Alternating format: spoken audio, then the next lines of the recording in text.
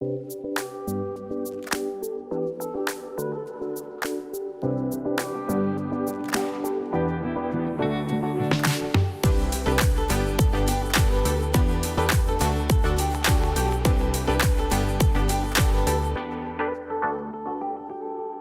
to the Brand Storytelling live stream for Wednesday, May 6th, 2020.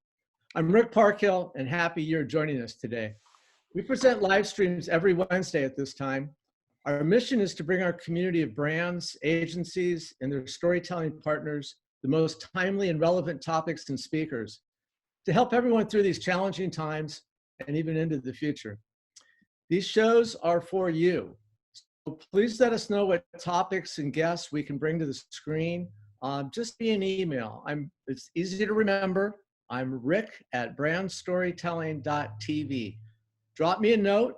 Maybe you have an idea for an upcoming stream that you'd like to participate in, or just a topic you'd like us to cover. Just talk to us, let us know how we're doing and how we can help you in the future. Today, I'm happy to turn the screen over once again to Fara, who is serving as our editor-in-chief of the Elevate reports and hosting several of these discussions. You've probably seen her on previous streams if you've been tuned in the past. Today, Fara has a panel of guests from the New York Times, Wall Street Journal, NPR, and Vox Media to discuss the important relationship between publisher and brand when it comes to purpose-led content. Fara, the screen's all yours. Thank you.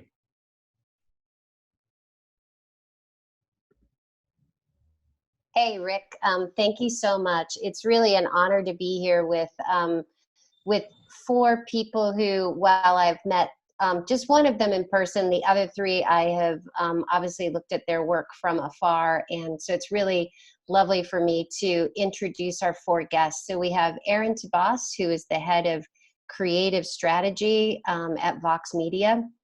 Esure, who leads National Public Media, which is with National Public Radio's in-house creative team. Ben James, head of creative T-Brand at the New York Times. And Stephanie Chang, who's the editorial director of The Trust at the Wall Street Journal. So thanks all of you for being here. So I'm just going to throw this first question out to all of you. And just as a reminder to our listeners on the phone, our listeners on the stream, we will be taking questions. So if you have anything you want to put in the chat, we'll take questions toward the end of the live stream. So my first question is just an opening salvo on tell us about how your studio is working with clients through the global pandemic. So Erica, let's start with you. Hey, first of all, thank you so much for organizing this and for having me participate, Fara and Rick. I'm really excited to be part of a panel of such amazing, accomplished people. So thank you.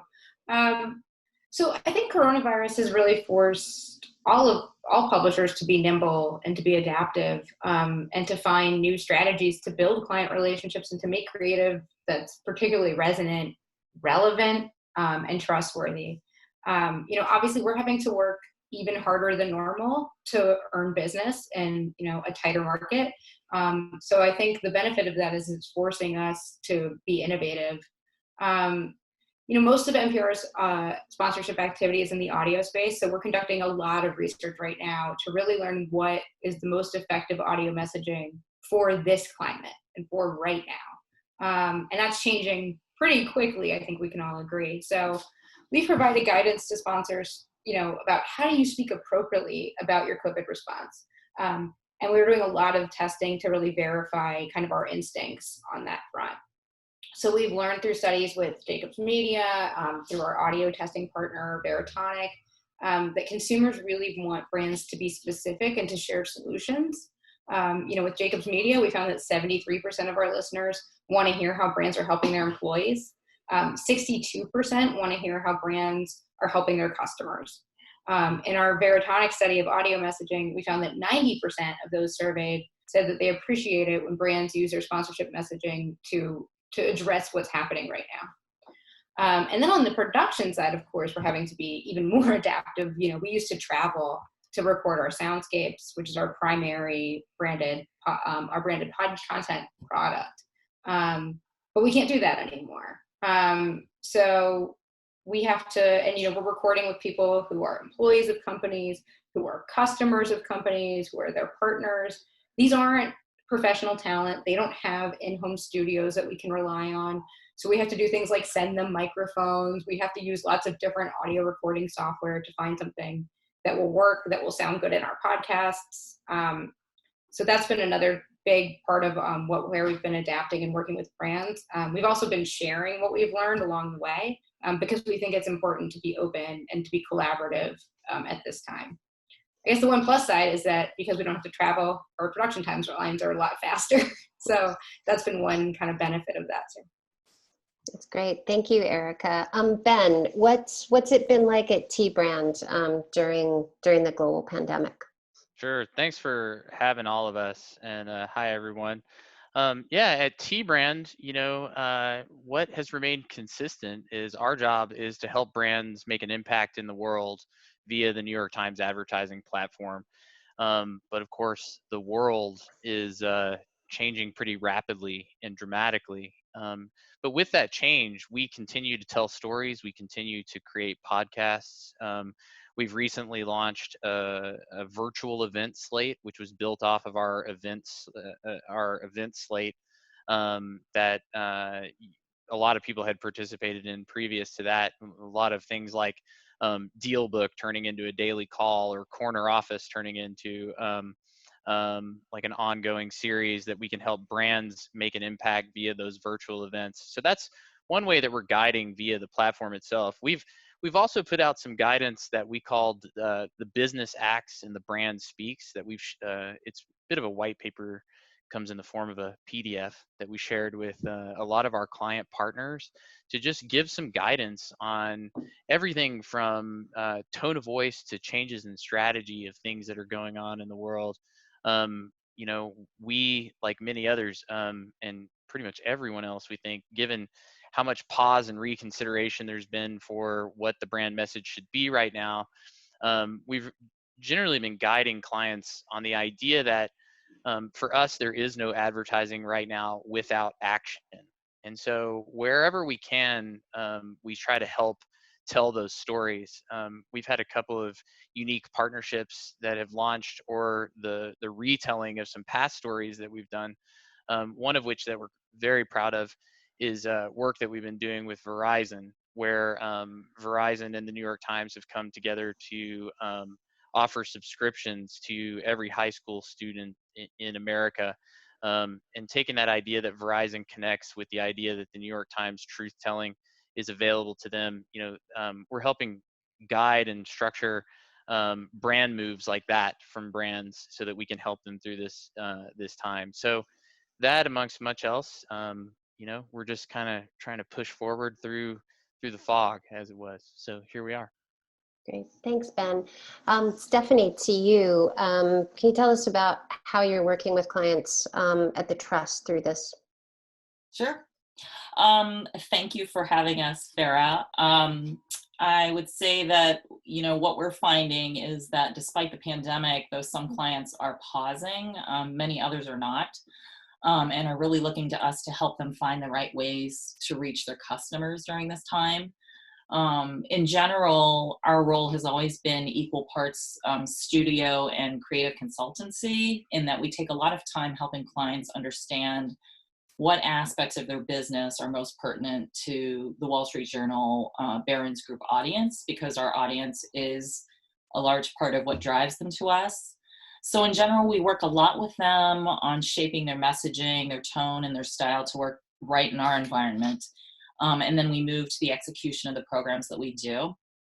And that's where the studio aspect comes in, and figuring out the best way to deliver that message. But now with the pandemic, we're taking even more of the time that we spend with our clients to help them pivot in their messaging so that what they're conveying is relevant to the current situation. And that messaging we're finding is evolving from sort of a response to recovery to reimagining the future. We're sort of in between those two last points, but this all takes shape in different ways depending on the client and their sector, whether it's finance, tech, or B2B, which are the main sectors that we cover. But in many instances, what we're finding is that what was once prioritized as a key message is no longer relevant. And so we're regrouping on a large number of our campaigns. And then there's the pivot that we've made to offering new ways to deliver content, as Erica and Ben have mentioned. In light of the constraints that we're under and our clients are under, we're really working together with them on finding what makes the most sense, whether it's animated video or podcasts or virtual panel discussions. We've been holding a lot of those. We're really working hard to refine our work in those areas. Great. Thanks, Steph. Aaron, tell us about what's happening over at Vox. Yeah, my pleasure. Thank you guys so much for having me.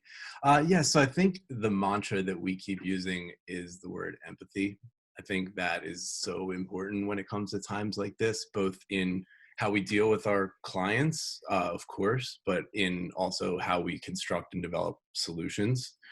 So much like everyone else said, for us, it's been flipping the switch of intelligence and insights and guidance for our clients across a number of different spectrums, a lot of which we've mentioned already. But I think one of the places that we've focused on for our clients too is, we're creative leaders at these studios. So having creative thought leadership is really important as well.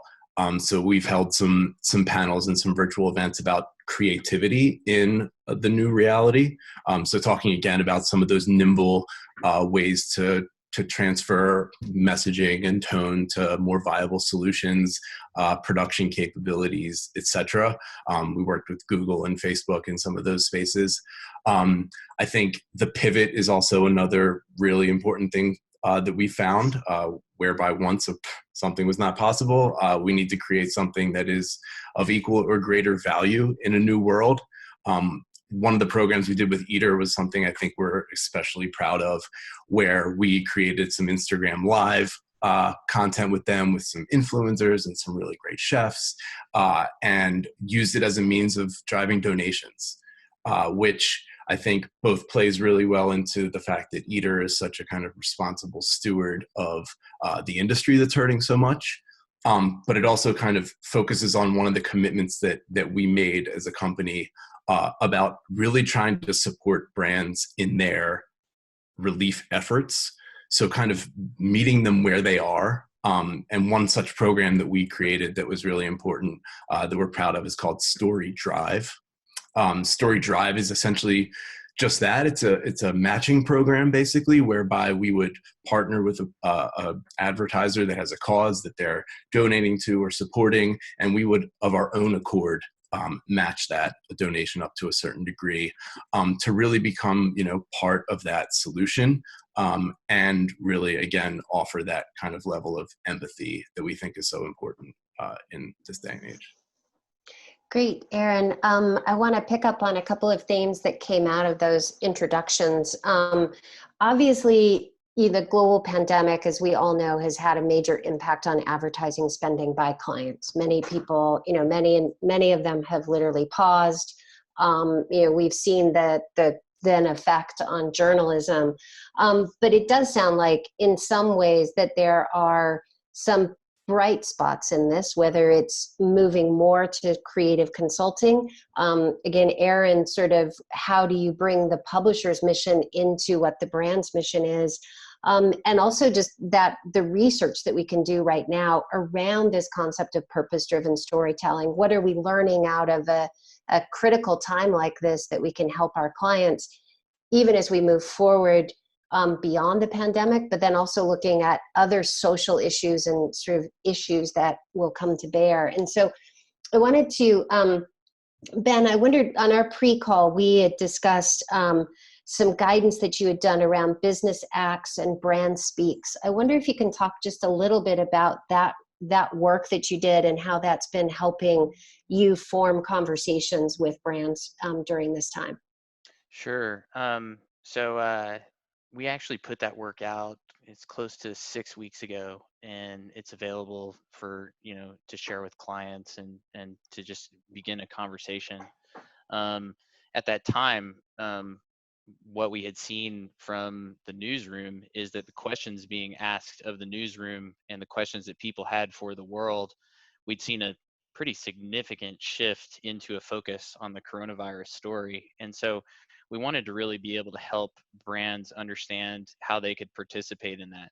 So we looked at, what were we covering in the newsroom, number one. And so like, say you start in a reader journey, you could see that people are starting on the coronavirus story, but they might wind their way through discussion about climate change, or even how you dress for work now, or maybe dress for a webinar, like how, in fashion advice. And then that might weave its way through cooking, or even crossword puzzles. So where are people looking for a sense of relief or comfort?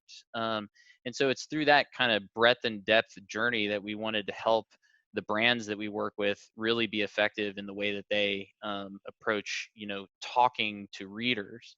Um, it includes everything from, tone of voice advice that's really category by category, and really brand by brand, and just advice on both staying true to your purpose and really acting from what your brand purpose is, with whatever it is that your business is doing at the time. And so we really looked at it as a call to action for all of business to really come forward and help the world. So it's through really reader insight, and what we learn from what they care about, from like what they're looking at in the newsroom, all the way through to, relationship by relationship and vertical by vertical.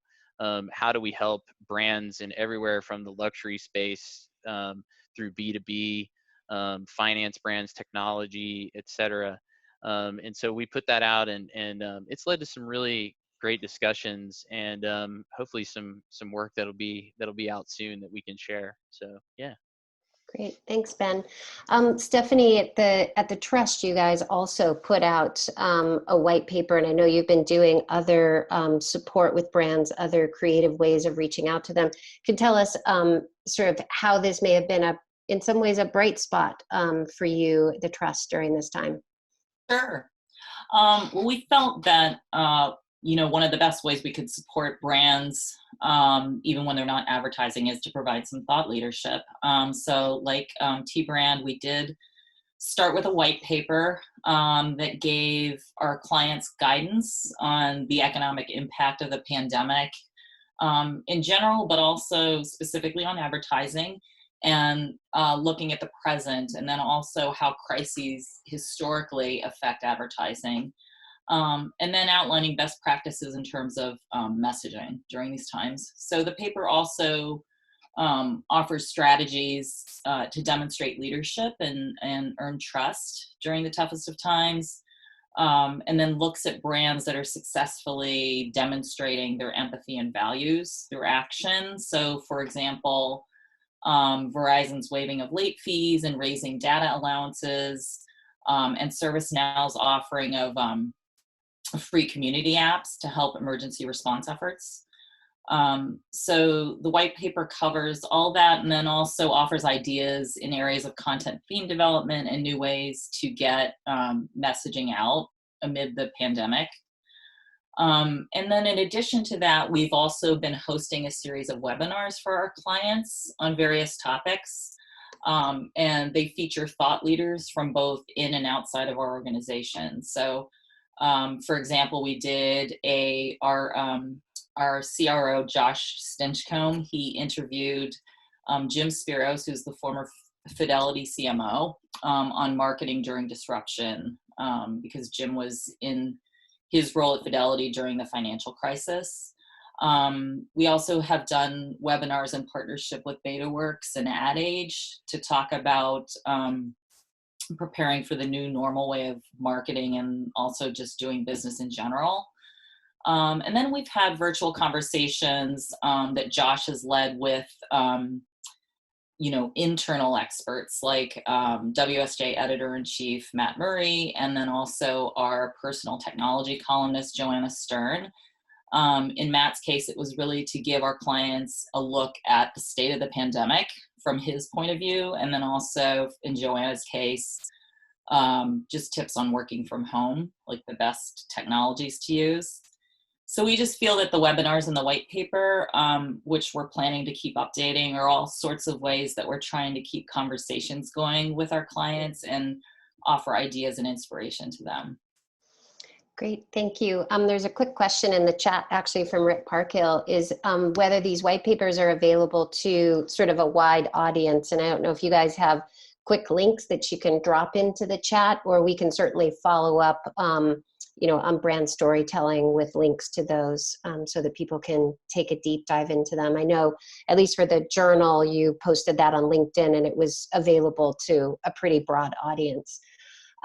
I want to turn to both Erin and Erica for the next question. I think what's interesting, so the research that we're working on at Elevate, the research I'm specifically working on is around purpose-driven storytelling. And when we started to do this research, we were pre-global pandemic. But it had seemed to me that as I started talking to people and as we moved into the pandemic, there was starting to be, in some ways, a shift at where brands decided to put their purpose-driven storytelling, where they decided to put those messages, increasingly looking at streaming as a place to put those messages, increasingly looking at just putting it on their owned and operated sites. So instead of being in partnership or collaboration with a publisher, they were kind of going it alone to put their messages out, particularly around purpose and mission work.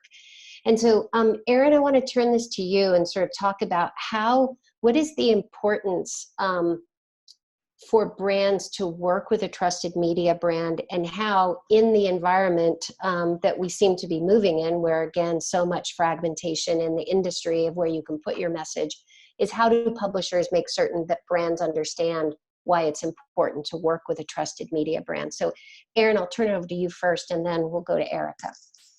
Sure. Think to say the least, purpose-driven storytelling is complex, and it does require a really nuanced approach in order to make sure it lands. We've all seen the missteps of brands that have not done it appropriately. And I think when working with a trusted media partner, you gain a couple of advantages. One of those is they are experts in the subject in a lot of cases. They know sustainability or equal rights, et cetera, and can provide really helpful insight there. They also are really know the best way to tell the stories to the audience, so they can ensure that the message resonates, especially when you know that there's an audience that they have that is very kind of passionate about that cause. The distribution platforms is also very important advantage that an advertiser can gain by working with a media publisher. That's not something that brands tend to have from an owned perspective. So the targeting and the tracking and the metrics, et cetera, are not things that brands tend to have from owned channels. And I think that kind of ecosystem of insight and of learning and of measurement is a very important one. That really ensures that the message is landing the right way. And that's exactly why we actually created a kind of specific discipline at Vox Media called IQ, which is our social impact practice, which really looks at taking the advantages that I just mentioned there and kind of triangulating them all around cause-driven marketing and activating a brand's purpose. And we think that kind of one-stop shop nature of a trusted media brand is critical when it comes to ensuring that the message lands, and as well ensuring that you're being a leader in a very quickly evolving space. So we still believe that there's much place for the publisher in that world. Great. Erica, I know you guys have done some great work on sort of the trust that audiences have in public radio, but wondering if you could talk about sort of how you make certain that the brands really understand the power of working with a trusted brand like yours and the others on this call. Yeah, I mean, I think, similar to what Erin said, like brands come to us because obviously they want to reach the NPR audience, right? That's the primary reason. They want to reach the NPR audience, who we know is, high income and educated and looking for those kind of demographics that we were able to offer. And I think they understand that the best way to reach that audience is to work with us to really figure out the nuances of what creative is going to resonate with those people. You know, our audience tells us when we screw up, and they're discerning. And so we've learned a lot over the years about what works and what doesn't. And generally speaking, I think our brands really appreciate our expertise on that level. You know, the main kind of metrics that we're always really aiming for are around trustworthiness and authenticity. And those are really, really important. And they're also pretty easy to get wrong. And so what we find is that, like, when brands work with us to do things like talk about their corporate social responsibility programs, talk about, you know, whatever initiatives they have to help their communities, now talking about how they help their employees, we find that this kind of messaging resonates particularly well with the NPR audience. So we know that 88% of NPR listeners say that they're more likely to do a business that is saying that they're committed to contributing to the greater good. And we find that when public radio audiences, that's a higher percentage that you would see against a traditional commercial audience. So it's not surprising that brands kind of come to us to really work with us on that purpose-driven messaging. There's also a halo effect. And I think this speaks to what Ben was talking about with the Verizon campaign, that when brands support journalism that people really care about, that people feel emotionally invested in, that makes people feel better about the brands. That translates in that way. The trust translates, but also the goodwill translates.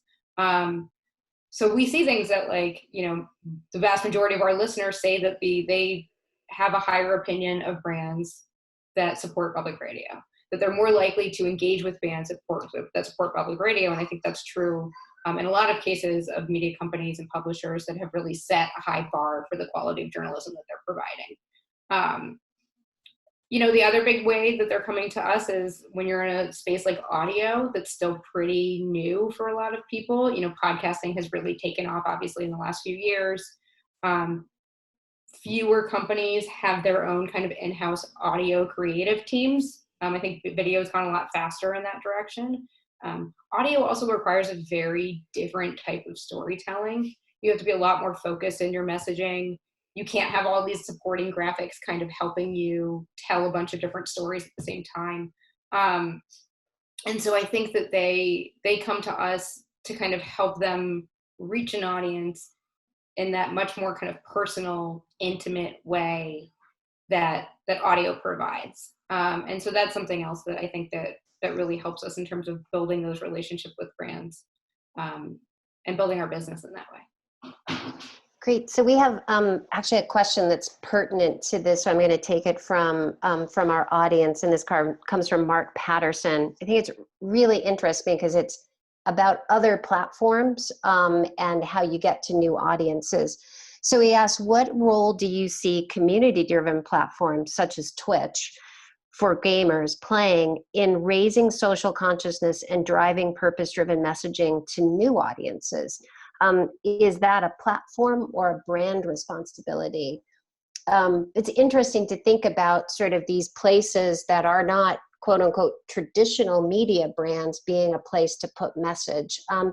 Erin, I don't know if you have some, because you guys have a very core focus on purpose-driven. Sort of what are your thoughts in that area? I really look at a lot at actors on planet Earth as citizens. That can be a brand, that can be a platform, that can be a community organization. Those citizens everyone has a responsibility, in my opinion. And I think that if you're a platform and you have a lot of people on it, you have a certain responsibility, and you should be a good actor. So I think that it is, you know, every brand and every citizen and every person should find their own unique way to provide that kind of positive social impact. So I do think that, yes, that they should look for those things. And I think they are. There's a lot of streaming music festivals and things like that happening on these platforms that are all raising money right now. So I think that's a great way that that platforms like that can show their responsibility. Anyone else? Ben, you seem to be shaking your head yes on this. So any thoughts?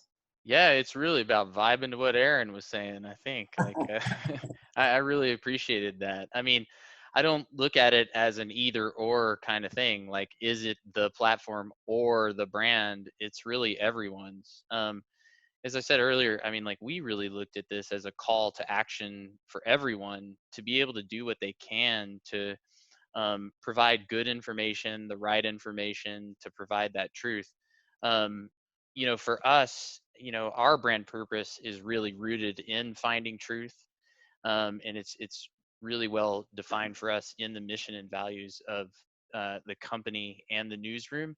And so, in the case of something like Twitch, I think you look at what are the values that that you're looking to what you're providing for your audience, and going there, and that if the brand has something to say that works within that context that can move people into action, then I think it's really important that both sides are playing that role and doing what they can, to make that happen. So yeah. Stephanie, Erica, any thoughts on that question? Comments? And I think it's also a really great opportunity for publishers to experiment with new audiences. And I think, over the last decade, we've had to all adapt so quickly to all of these new platforms. And, at NPR, it's a big mission of ours to try to reach younger and more diverse audiences. And so you can't just ignore platform, even publishers as advertisers or publishers as places where you're trying to distribute your content differently. You can't ignore platforms like Twitch or like YouTube or all of, or Snap or whatever it might be. I think it's our, if we believe that the mission of the content that we're producing needs to reach everyone, then you need to start also with where the audiences are. So I think that's really important. And then as we work with brands, if we can help them create assets that can also be crafted or translatable to also be shared on those platforms, I think that's a real opportunity for us as well to provide them, something that they can use for distribution strategy beyond just our own media platforms. Stephanie, any final thoughts on this area? We'll leave Twitch alone, although a fascinating platform, not one that I'm on ever, but maybe I should be. So you've talked, some of you have talked around this, but I'd like to focus on it because I think it's one of the core things around purpose-driven storytelling and choosing a media partner. And that is, how do publishers make certain that they stay true to their own brand's mission when working with a client? So Ben, you mentioned, the New York Times mission is the truth.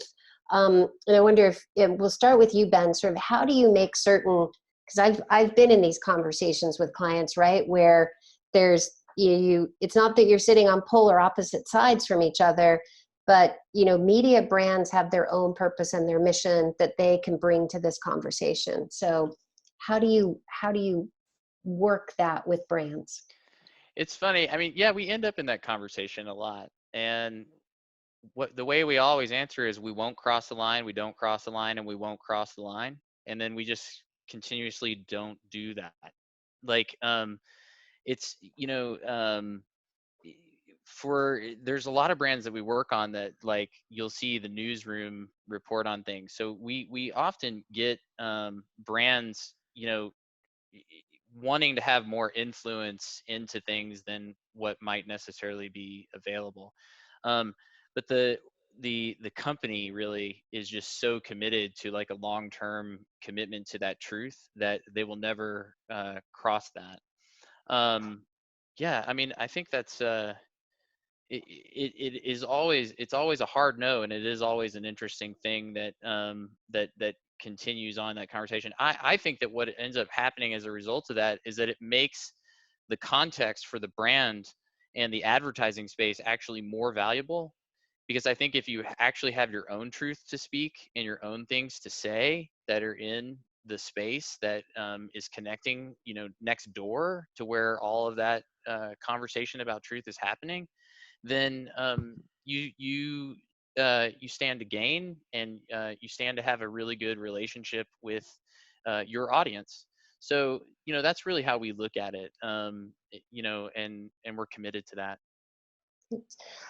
Stephanie, what I'd love to talk you to talk about sort of the ethical standards at the Journal, and also, the rebranding of what had been WSJ Custom Studios to the Trust, and what sort of how that has helped and sort of solidified the important role of the WSJ brand. Sure. Yeah, so I would say that we all, on our team take pride in staying true to the mission of the brand of the Wall Street Journal. And by that, we really consider the high ethical standards and the rigor of the Journal and getting the facts right, so that we're giving, our audience the right information to make informed decisions. And we did rebrand recently to the Trust, to really emphasize that commitment to, a platform that earns and retains the trust of its readers. And like Ben said, sometimes that does create challenges when, clients, they sort of want us to do something that kind of goes against that. We come up against that all the time. Or even just, we need to rely on data. That's where intelligence led. And our fact checking is a very thorough process, as I'm sure you remember, Fara. And we're committed to ensuring that our content is accurate. And sometimes that weighs down the process of our work with clients, or just what their hopes are for a program. But as Ben said, it's a hard no. We know that it's in their best interest for us to stand our ground on that. Great. Erin, during our pre-production call, you said something that I think was really, really relevant to this, is that you focus on deeds. And really, it's important to have two things when you're working with a brand and you're thinking about purpose-driven, which is brand lift, but as importantly, and maybe even more important, is cause lift. That these messages can't simply be about, oh, I got brand awareness because I'm associated with the COVID-19 pandemic. So talk to us about how you view this, particularly because you have a very specific, unit within Vox focusing on this. Yeah, and I think that was especially why we created the unit, because if we're talking purpose and we're talking cause, we're talking values, and the marketing should be elevating those values and making the value of the publisher and of the brand very clear. And so trying to align first and foremost on that mission is really important. And to your point, if you're going to have a mission that's about, I don't see how it can't be about values if we're talking about values. So what we do with the lens of IQ is saying, yes, if it's not trying to drive that cause adoption to a greater extent, then it's actually not a purpose-driven program. And we're not really going to look at it through the lens of IQ. It needs to drive awareness. It needs to get people to care more. It needs to get people to take action, or it's not really a purpose-driven program. And that allows the mission to stay very kind of clear and focused for both parties, so that we can kind of just not really be worried about the grayness that comes along with some of the other conversations when the purpose isn't as clear. And in fact, to your point, it becomes most clear and most authentic when it is based in deeds. When we can say to an advertiser, we're creating a purpose-driven program about the new community initiative that you did, or about the new product that you built that was fully sustainable, or about the event that we created that moved this needle together as a unit, that makes it not only clear from a mission perspective, but more authentic and resonant with the audience because it's of actual action. Erica, so you have a strong audience that very much, I think, causes and social issues are at the core, at least from what I can, gather with National Public Radio. How do you, how do you help clients sort of stay true to that and within the work that you do? Yeah, and I think one thing, we have a pretty fleshed out set of guidelines, and I think it's really important to be very upfront and transparent with brands from the very beginning of the relationship about what those are, what we will and won't say on the different platforms. Radio, we have guidelines from the FCC. You can't break those. But even on digital, where we have more flexibility, we still hold ourselves to a very high standard that sometimes does mean walking away from business. But I think largely brands, when we're upfront about this from the beginning, when we explain it and we show the data behind also how this works really well with our audience, generally speaking, I think that they get it and that they're willing to work with us to meet our guidelines and find language that works. We do things like avoiding claims, overly promotional language. We record all of our audio sponsorship in-house for, just even user experience needs. And we find that, the audience really appreciates that level of restraint. They appreciate not being shouted at. And so I think, people come to our platforms for a specific sound, a specific tone, specific level of journalism, and they're much more interested and open to our sponsorship messages because they don't violate the trust that we've built with the audience. And with the Soundscapes product, which is our, the audio stories that we produce for brands, that's a balance. And sometimes we do have brands that come to us and they want to take an approach that is challenging news coverage or might be a little bit disingenuous. I think sometimes CSR messaging, if you're not speaking to specific outcomes and you're just speaking in broad strokes, or if you're trying to feature people who it could seem, maybe don't have, or like you don't want to be exploitive, right? You want to be honest and open and authentic, and you want people who can really speak truthfully about their experience, and you want to point to specific outcomes of the programs that you're doing. Like Aaron said, and like Ben, and like everyone on this panel has said. And that just works so much better. The performance of those is so much higher, and we just keep getting all this data to just point back to that to help coach our brands through these conversations. And that works really well. It's also even just in the distribution where, you're not beating people over the head with flashy ad products. You're not creating really interruptive experiences to the audio that they're listening to. I think the user experience of the products that you're building to promote all this content is just as important as the content itself.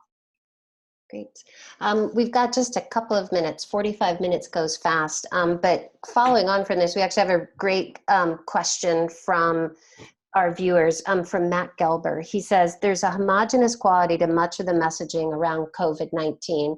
And I would say that there can also be a pretty homogenous sort of sense around a lot of social issues, right? But he says, XYZ taco chain says, we're here for you. Global Bank says, we're here for you. What does it mean to create purpose-driven content in a moment when brands are essentially saying the same thing? How would brands break through? I think we've answered this a little bit, but Aaron might throw that to you, and then some final words from the rest of you. I think talking about what someone says and what someone does is two different totally things. I think if we're talking about what people are doing, we should be measuring them by the action and the impact. And, I think that brands also don't need to be worried about breaking through as much in a situation like this as they do need to be focused on doing what is right and most important for their stakeholders. So I think if you do what's true and what's right, and you have conviction for it, and you know that you are helping people, I think that's the most important thing. And that comes back to how an advertiser, a publisher like us could help to navigate that landscape with some creative spin to it, some creative messaging to it, a way to help tell the story that is, novel in its architecture. So that's the value that, again, a media company would have in being able to just amplify. And also, if you did it in partnership with someone like us, then we would contribute to that cause as well. And then there'd be that much more of a combined effort. Because I think partnerships in general in this space and kind of coming together where you don't expect it is also really important to make an impact. Great. Well, that brings us to the end of our time. I really, again, wanted to thank you all. I think, coming out of this with the research, it sort of really deepens my belief that where we've gotten to with the research is around purpose plus action. actually equals brand, purpose-driven storytelling. You can't have a message without there being an outcome or an impact or an action that takes place. And that can't just be brand awareness. Rick, I'll turn it back over to you. Thank you. This is surely the time where brands must be mindful and purposeful and seek partners that ensure they tell the truth and do it in an authentic way and to take action. So I thank everyone for sharing your perspectives today. This is a great panel. You're all doing wonderful work, and we appreciate you taking the time, and Fara for organizing another great discussion for us. Folks out there, if you came in late or you missed anything, don't worry. The recording will be available on BrandStorytelling.tv tomorrow. We'll be back next Wednesday with 2 fresh streams for you. So stay tuned, mark your calendars, and love to hear from you. Let us know how we're doing. Let us know how you like the streams. Let us know what else we could do for you. We're here to serve our community of brands and agencies and their storytelling partners. So let us know how we're doing and what we can do better.